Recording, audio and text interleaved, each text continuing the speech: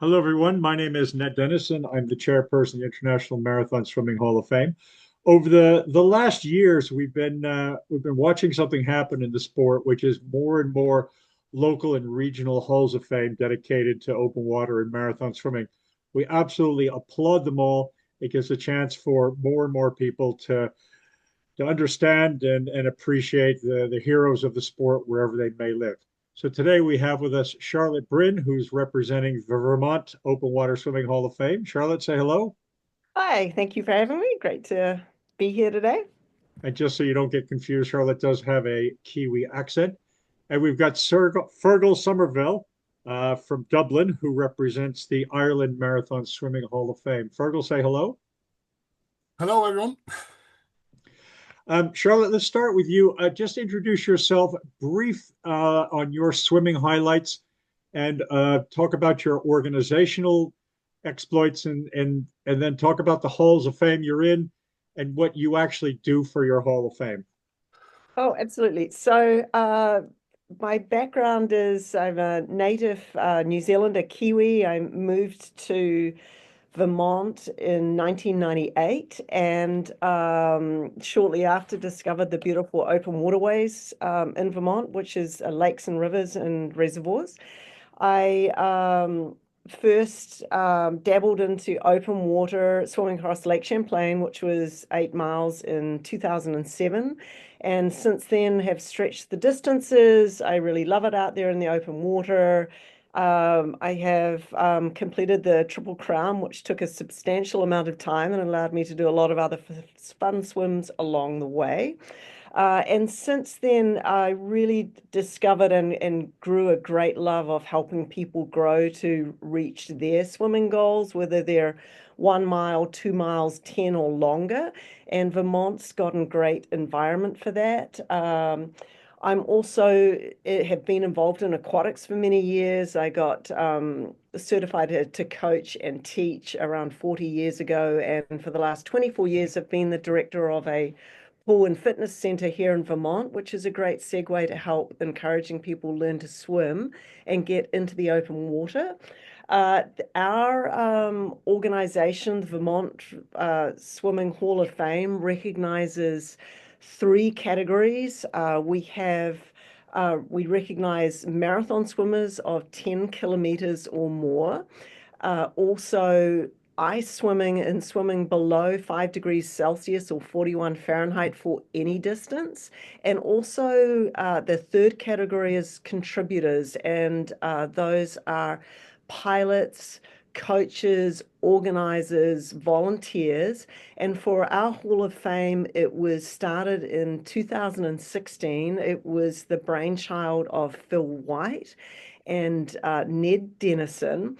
And for the first year, they created the first list of swimmers. And since then, for every year, excluding last year, we work on a voting situation where there are nominations made by our current Vermont Hall of Fame.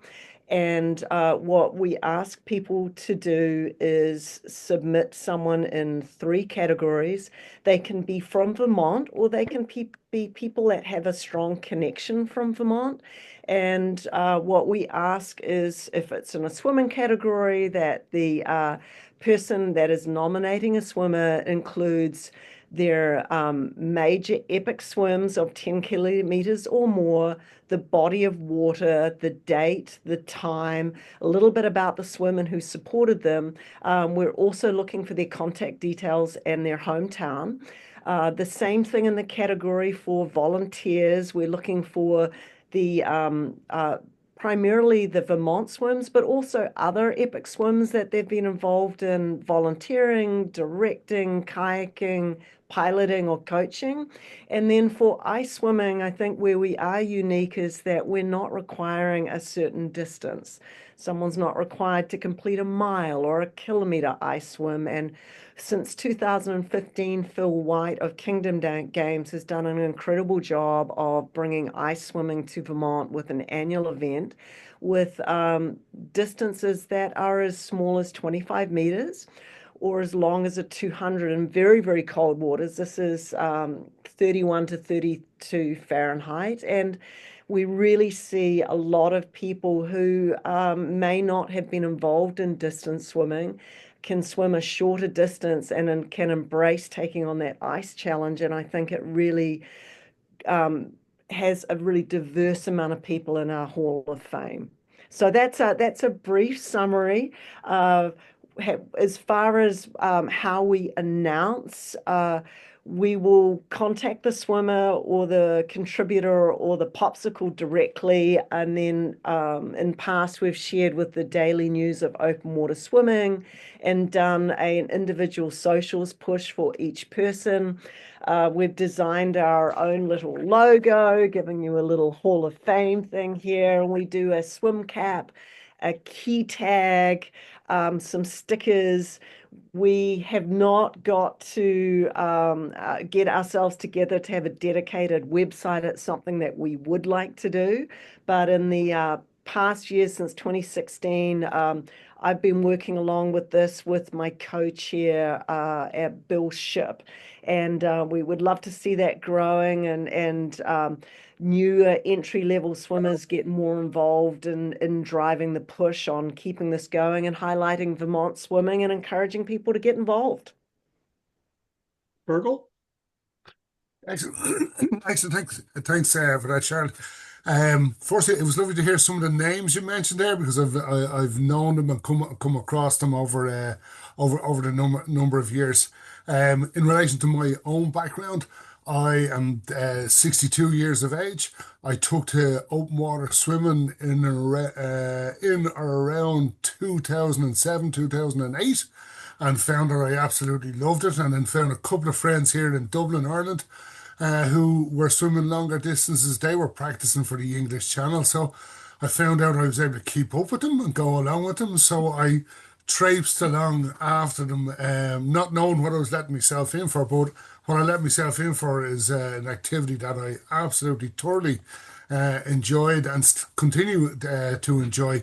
Um, my own distance history, it starts off with a very famous swim in Boffin, and which was a 12K, and I picked on that. That's out the west coast of Ireland.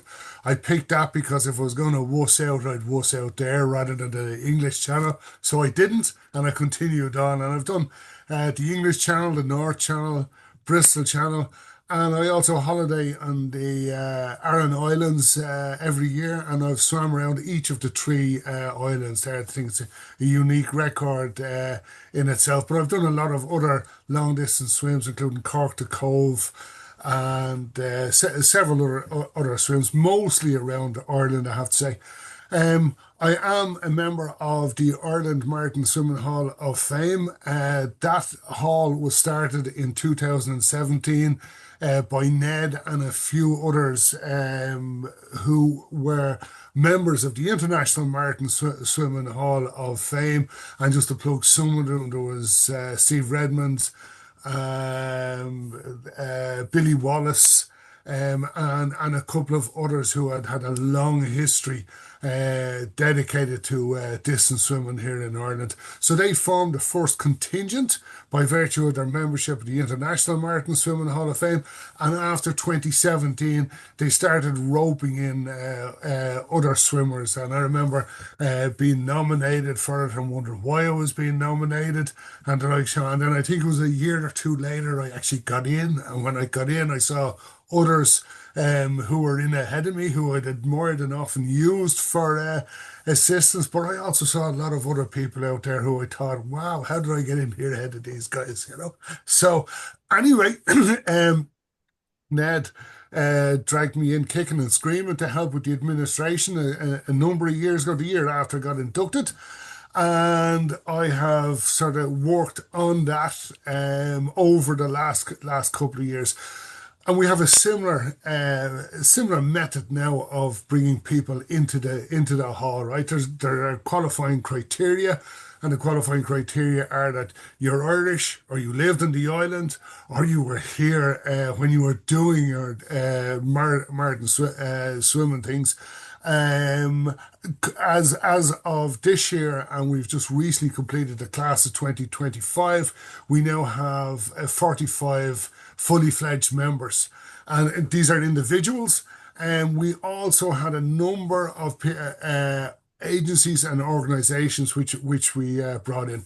Importantly, the members are the ones who vote. And what happens is each year we go out and we look, we have a Facebook page, and we go out and we look for people to nominate people who will meet the criteria of the Ireland Martin Swimming Hall of Fame.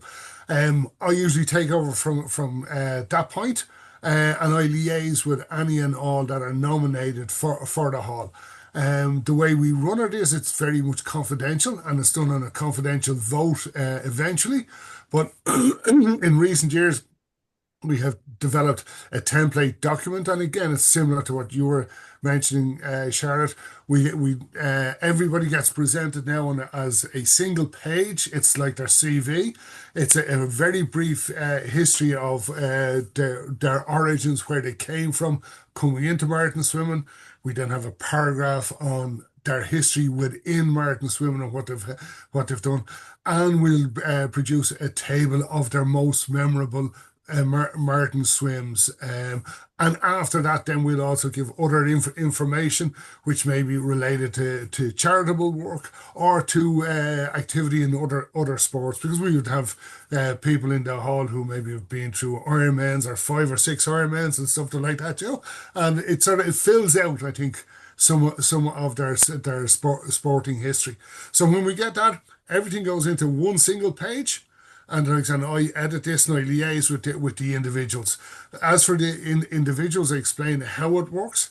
That document is written in third party. There is no embellishment in it. We don't use adjectives. We don't use adverbs, because you wouldn't be nominated for the Martin Swimming Hall of Fame if you weren't already well embellished with all of the adjectives and etc. that are there. So it's kind of sort of tries to be independent, and not in any way favouring things, and also just that one page length. So we go through it. Like, we deal with the individuals on a confidential basis, and we don't allow any lobbying or anything like that. And the reason being is because we're a small pool here. We do have a lot of Martin swimmers here, and this year we had over 12 nominees for the Martin Swimming Hall of Fame. The first job to do was to find out if the nominees wish to go through and be on the ballot, and some of them don't. And so some of them will come back to them year after year after year until they do come in. Others, because we only take in a small few each year, and some people are not successful in getting through. And so, the confidential bit is that you may not come in on your first go, you may come in a second year or a third year, or you may drop out of it. We have criteria for that as well. And then once we have all the nominees, like this year, what we did was in September, we went out looking for nominations. We write to all of our existing members, email them, ask them to come up with nominees. We will take nominations from anybody. You don't have to be a member of the hall. And like I say, we'll liaise with the individuals. We'll work up their page, and we'll include their page then on the ballot paper. And then usually the ballot paper will go out in October, and that will be followed up by 3 or 4 reminder emails for people to complete the voting and come back to us. In the voting, we ask them to express their preferences on a 1 to 6 basis for the swimmers that we have in there, and on the agencies, organizations, etc. We ask them to express on a 1 to 3 basis. This year we take 3 swimmers in and 2 organizations, pilots and contributors, and and we do that when there's a distinction between on the scoring and the voting for them. So we also, before we go and tell anybody that they're in, we've got to go back and tell others that they haven't made it, and ask them if we can continue to use them the following year, and we'll come back and check with them again the following year before we get started. there was something else there that struck me, which escapes me just at the moment, but maybe I'll come back to it. But for just a Yes, couple of specific questions, how many hours do you put in a year? too many, yeah, but that's because of the standards that you demand, and which So are way more, more than the standards that you clearly deliver. more than 40 hours in a year. Oh yeah, absolutely, absolutely. But again, the vast my input will be once I crank it up and get it started for September, and then I show I could put a couple of hours in every week, and then I show, and then also in liaising with individuals, to get to that one page. A resume for them, right? Which is consistent with all of the other swimmers. And that's the important thing is there can be quite a bit of work in that. And I can pass over and back a number of times, until we get something. Because there have been times where individuals have come back to me and said, "You never put in those 8Ks I gave you," and I kind of sort of say to them, "It's a Marathon Hall of Fame."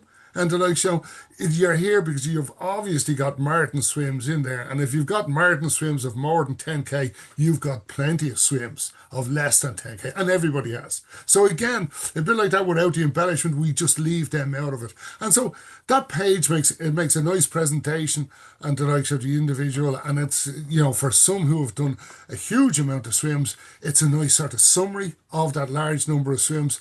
And then I find we have a lot of swimmers who are probably somewhat older than myself and would have been inspired me and would have mentored me. And like so, they don't have anywhere near as many swims as people currently churning out swims. And yet I find with that group is that they were sort of the inspiration for a lot of us when in the early 2000s they were doing the English Channel and they were absolutely unique in this country and people were saying wow.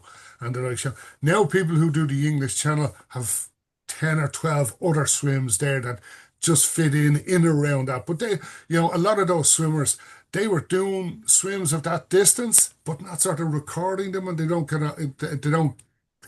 don't appear on their Hall of Fame list. So that's the sort of distinction between the older clientele and the younger people who are appearing on it.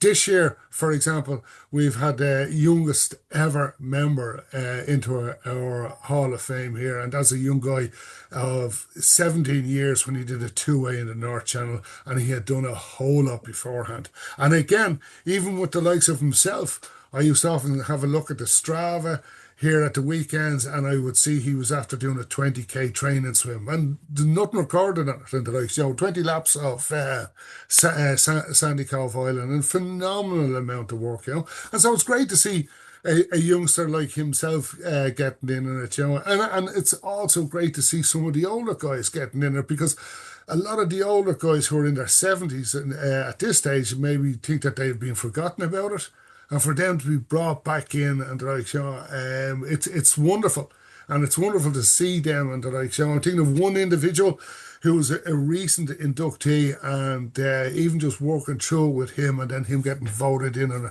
it was just fantastic because he thought, nobody ever thought about him anymore, and he'd still come out to the swims and he'd see us and encourage us, and they're like, so to be remembered after, say, 16 or more years after his last long swim, he was fantastic. The other thing that we do with the voting as well is it's not just myself. And over the last 3 or 4 years, we have kind of sort of refined it, but we have 3 or 4 people in on it, basically overseeing the work that I've done, a bit of a sort of an audit basis. And the likes where we come along and meet and we pick out a couple of votes from individuals and see that they pass through properly into the people that they've been assigned to, and then that the numbers are all counted up and correct and the like and that's it. And so that brings us through to where the 4 of us, which will include Ned and maybe 2 other members. And this year we had 2 other members that weren't involved in nominating or participating in it at all. So, it was good to have that. And then once we have those, we go out and we tell the people who haven't been selected to be inducted, and then we tell the individuals. And again, as you were saying, Charlotte, we announce ours on an individual basis and we separate them by a day or two. And again, we find that that's a terrific way. We just do it on alphabetical order of the individuals. And like so it gives a day or two of an individual getting, kudos from all around the place rather than churning out five or six individuals for them, and we'll, in the last couple of years, these Marathon Swimming Hall of Fame inductees have been presented at the Irish Long Distance Swimming Association annual, not the annual general meeting, but the annual prize giving me meeting. And then what we've tried to do with that as well is um, get that year's inductees with any other existing members in the hall that night and get a photo of them. And like you say as well, Charlotte, I'd like if we had our own dedicated website. We don't. We are kind of sort of a tenant on the Irish Long Distance Swimming Association website, and they update our information whenever we have it. We only have it as generally as it's an annual updating of it, and like it contains all the information for us and the main information for on the inductees that have been brought in as well. Just a So I think couple that of about covers it, Ned. just a couple of things to help people understand. There are more than 100 individuals who were either Irish or were in Ireland when they did their training who have completed the English Channel, just as a so people can get an idea of the pool. The Irish Long Distance Awards draw about 150, 160 people. And the Hall of Fame last year, when you presented, people were getting standing ovations. Was really really nice. The social media blasts were being forwarded and shared. There were hundreds and hundreds and hundreds of bounces around our community. The final thing to mention is that when the Ireland Hall was started by the four members, living members of the International Marathon Swimming Hall of Fame. We grandfathered ourselves in, and we voted for the first class. Yes. Getting that first class is tricky. If you're a mediocre swimmer and you start a Hall of Fame and you put yourself in it, it may not catch on. And then after that, as you say, everybody votes. Charlotte, who votes in your hall, and what is your role? Kind of the hours you put in, and have you roped somebody into taking over for you in the future? I we have 35 members of inductees from different classes, and the vote goes out to all those members. And I also appreciate Fergal mentioning that there is some time spent on reminders to get those votes back in. And I think most of the time really comes on fact checking too. We also condense down into one bio sheet, and it's really important to get that information accurate because it's a big deal for that person's history and shout out. And I think time wise, it's probably more along the lines of 15 to 20 hours. We are not currently doing an awards dedicated annual awards dinner or ceremony. Although I think that's a really good idea, and I'm tucking away, Fergal, some of your great practices that you're doing. I early on did a shout out to ask if there was interest for someone to come in as chair, and twice so far there hasn't been. So I am definitely going to be continuing to be on the lookout for a mentor to work with me over the next year or two who might want to come into that role or co-chair with me. Bill Ship's been a really great support over the years, and Elaine Howley's also been a really wonderful sounding board as well. I What know needs both of them, and I know both of them because they have such an involvement across the sport as well. And it's like we say here in Ireland, right? Uh, if you keep busy, you'll never be out of work, True.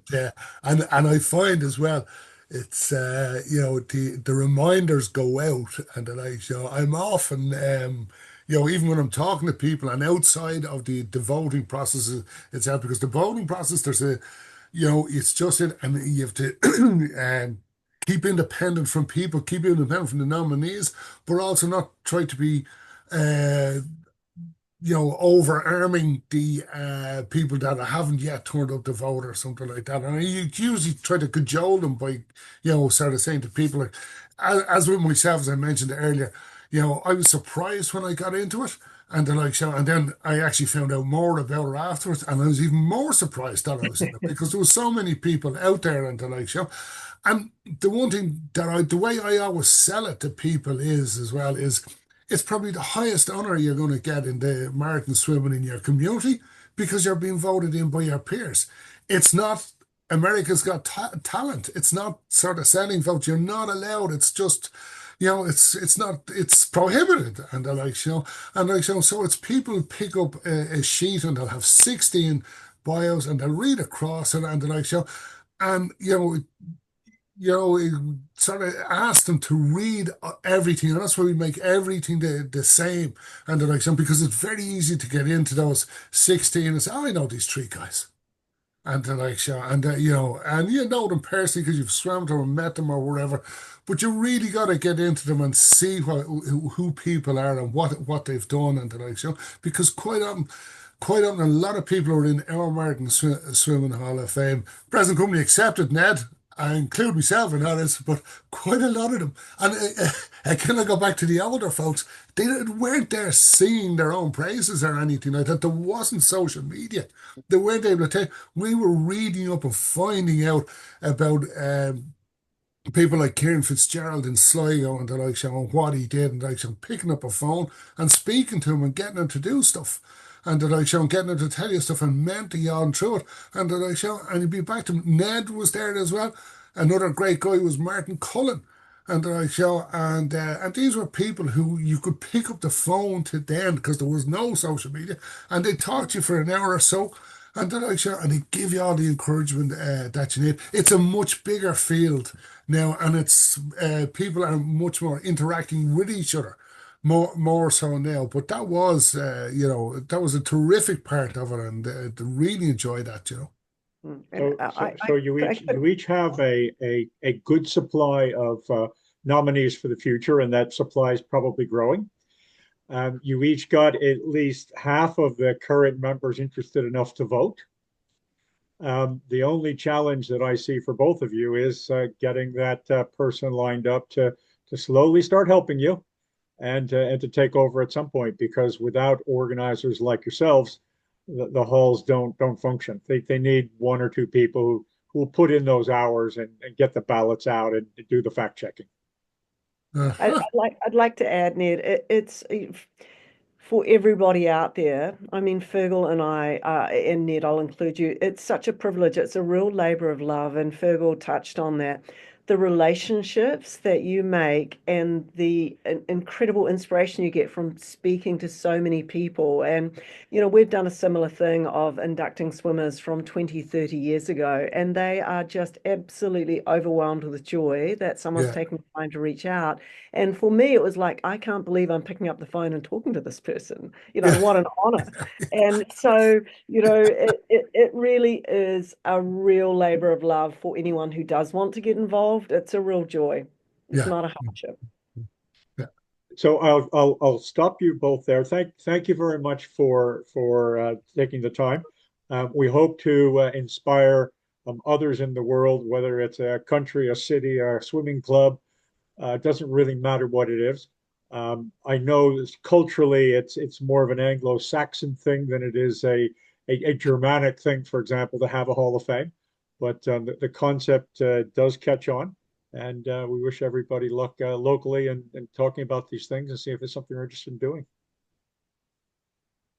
Now, Thanks, Paul. notwithstanding that, we have a considerable number of foreigners involved in ours as well, and on ours, the likes, So that's it. One thing, Sharon, like I say, you mentioned it, and I'd subscribe to it as well. I'd like to see a template website for this sort of stuff now. It's not it's well beyond myself, but I'd like to see something there that you could go in and trace through years, through individuals, through swims, and stuff like that. It's well off and well beyond my own capabilities, but I think that would be super. And if they were lined up as well across the continents and stuff like that, All right. Thanks But a I lot. think